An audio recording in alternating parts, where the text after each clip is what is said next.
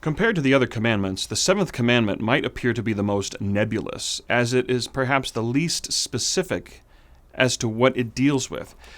You shall not commit adultery obviously deals with human sexuality and specifically cheating on someone else when you are married, being unfaithful to your spouse. You shall not kill obviously is the killing of human beings, and honor is directed toward your father and your mother. But the 7th commandment reads very simply, you shall not steal. But when we look at the context in which they're receiving this commandment and in which God gave it to his holy people, all the commandments have to do with relationships with human beings. And as the people had just been freed from slavery, and in the practice of slavery in the ancient times, the most obvious resource of slaves is conquest and kidnapping, the commandment, you shall not steal, most obviously refers to stealing another human being. The people had just been released from slavery, and they themselves are not to enslave other people. Now, granted, in the ancient Hebrew society, there were slaves, but those slaves were more like what we would consider indentured servants, people who would hire themselves out to pay off a debt. So the people of Israel were not to conquer and enslave people or kidnap people for the purpose of slavery. Indentured servitude, they would eventually be given their freedom every 7 years. But this also applies to what God is leading the people towards.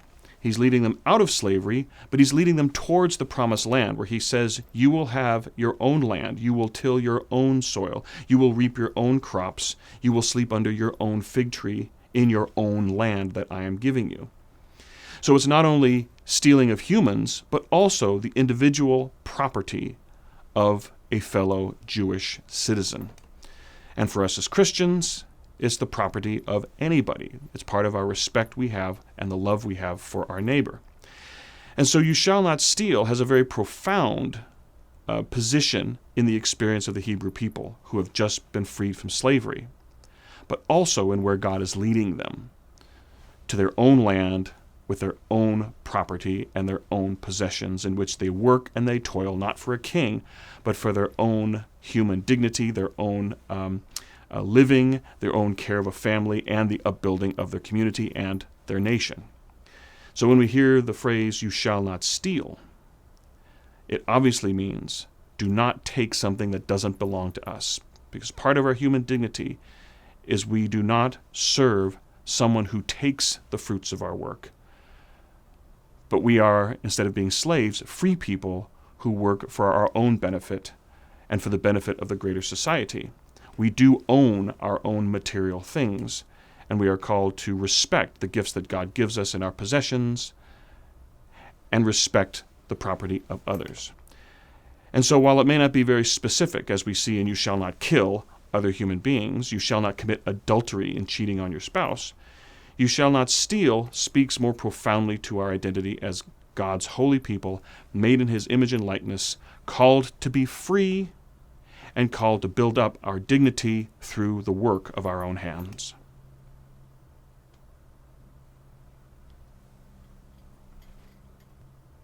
We can also apply the 7th commandment to non-tangible things, both regarding our own dignity and identity, but also the fruits of our own intellectual labor. The stealing of someone's reputation through lies and falsehoods does terrible damage, perhaps even more so than stealing tangible things, because once a person's reputation is damaged, it's very hard to restore that. Stealing someone's dignity is also something that could be applied to this commandment. Treating people badly in a less than dignified way, treating someone in a way that is less than being made in the image and likeness of God.